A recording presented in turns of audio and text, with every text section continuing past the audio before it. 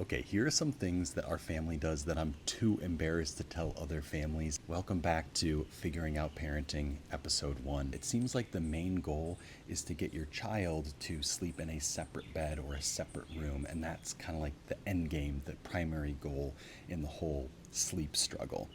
And what we found is that approach just never worked for us in our family, primarily for Corinne. Because she breastfeeds, it works better if there is just basically one bed. We have a crib kind of attached to the bed, but essentially it means that if she's going to be breastfeeding at night, that she wouldn't have to get out of bed and that she can do it kind of like in a half sleep, half wake state versus getting up, going to the crib, and getting the baby. It's like this made up thing, and it took me a while to realize this because at first I was like, no, the baby has to sleep in a separate environment or a separate room. That's like part of the thing that you're supposed to do.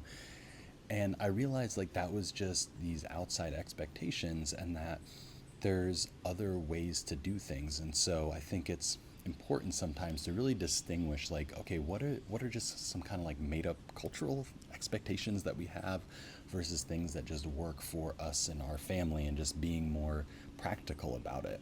And then later on we can decide, okay, she's 2, 3, 4, maybe at a later point we can then transition her to have her own room when she is ready to do that.